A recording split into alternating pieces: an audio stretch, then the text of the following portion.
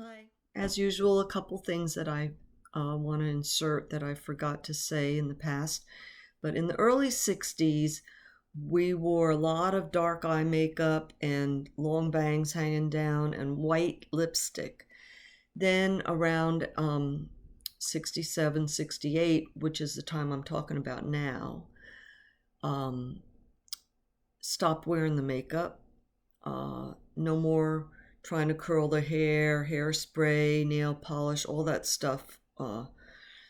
Not the hippies did not do that stuff anymore. It was all about being natural, and that's what I was about, being natural.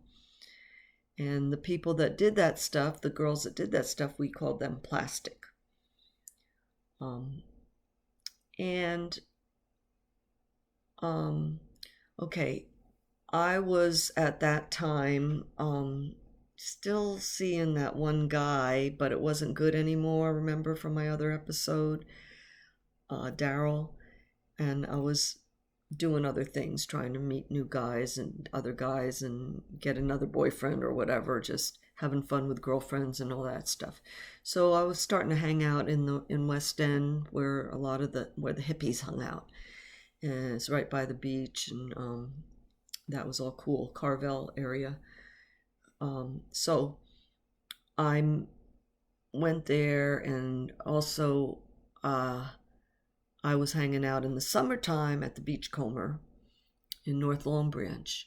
And there was three guys from Monmouth College that ran the Beachcomber 2 summers in a row. And me and my one girlfriend especially, we used to go there a lot, hang out there all the time. We got to be good friends with them. And they let us come to their fraternity parties. We were 15, 16 years old, and we were going to college fraternity parties, drinking beer.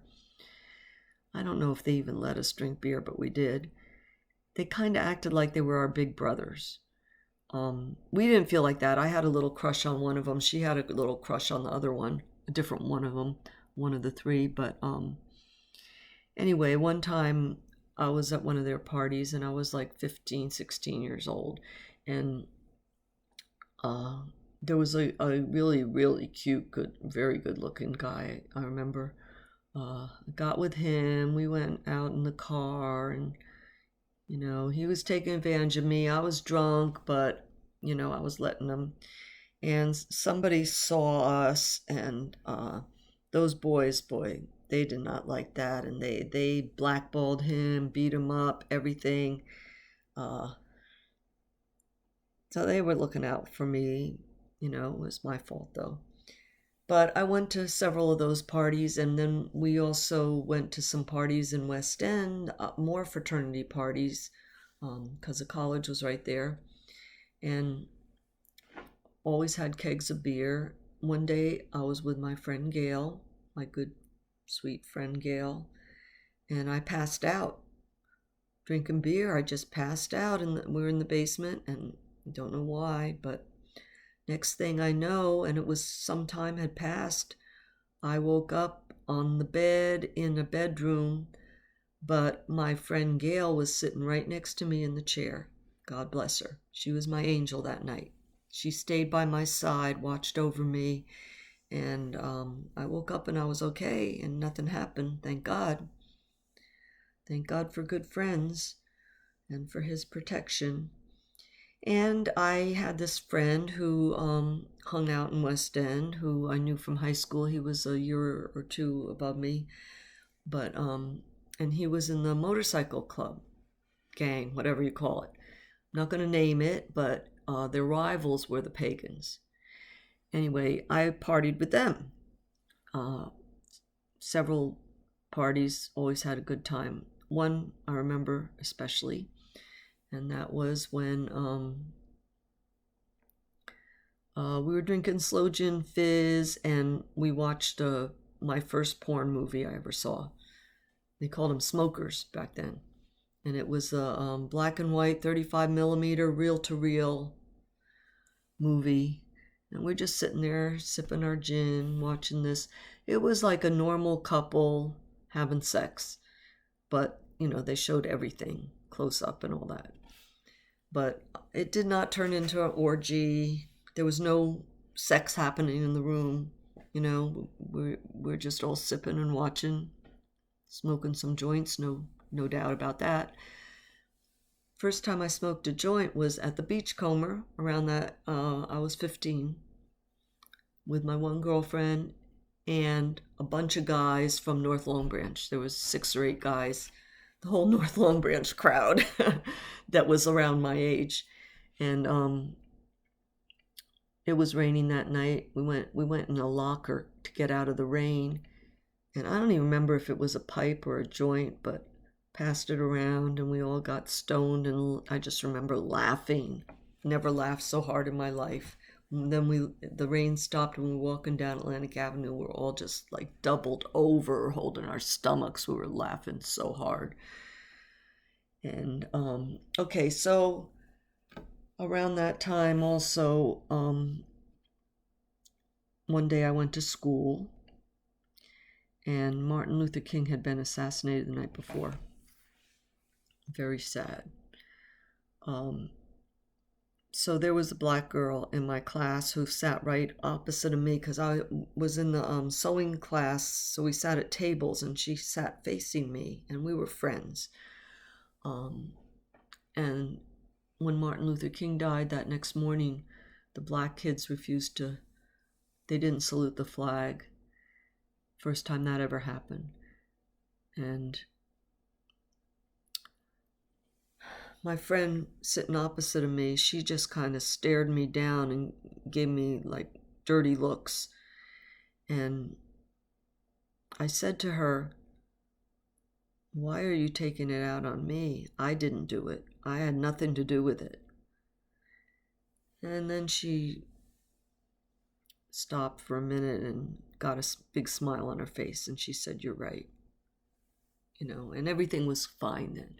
But a lot of the kids in school, because we all got along well, and a lot of the kids in schools had a lot of empathy, and a lot of interracial dating started happening around that time. The teachers didn't like it. I think they were afraid that the parents might not like it. But I remember even at prom time, they passed out these permission slips where the parents were supposed to sign to know the name of who their child was attending the prom with, because there was so much interracial dating. Some of the white girls would have a white guy friend come and pick them up, and so they could, be with their black boyfriend at the prom. But anyway, that was what was going on at that time. So one day, from this group that I had, this West End group that I hung out with, there was this one black guy. There was couple, not a lot. It was mostly white, but there was a few black people that hung out in the group. And one of them, just friends, he asked me one time, he called me and said that it was in the afternoon on a Sunday afternoon, and he called me and he said, "I'm going to walk to West End. You want to walk with me?" So I met up with him on Atlantic Avenue, and we were going to walk to West End together, which was a long walk. It was like 3 miles probably. And we're walking down the street, just friends. We're not holding hands or anything like that. Here comes my grandma walking towards us. She was coming home from the store. And I said, "Oh, there's my grandma." I was going to introduce him to her, but she just glared at us and just walked right past us like she didn't know me. And I was just shocked that she would act like that. Then a few minutes later, my mom pulls up in the big Ford Fairlane, and she says, "Get in the car."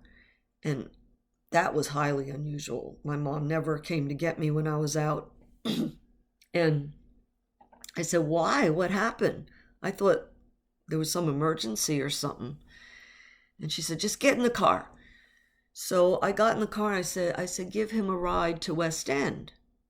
And so I just moved over and, so he could sit in the car next to me, because the big bench seats in the in the big Ford, right? So I'm in the middle and he's sitting next to me by the window. And so she starts driving to bring him to West End. And when we get almost, and I was just like, I didn't understand what was going on. Why is she acting like this? What's going on? And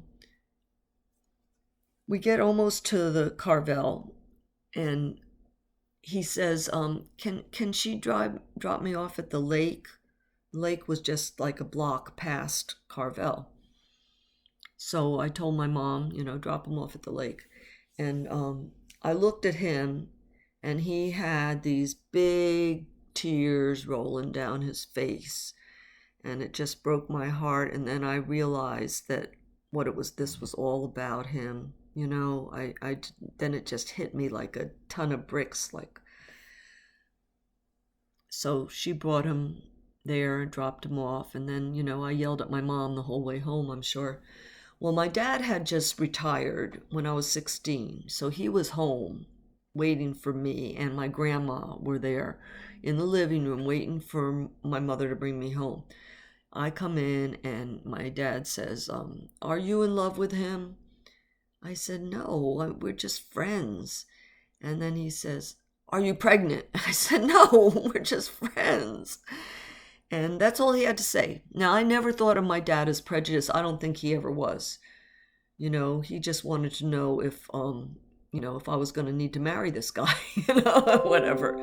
But my grandma was very prejudiced, and my mom was just all about saving face. That's all she knew. All she cared about was how things look. Everything has to look good, right?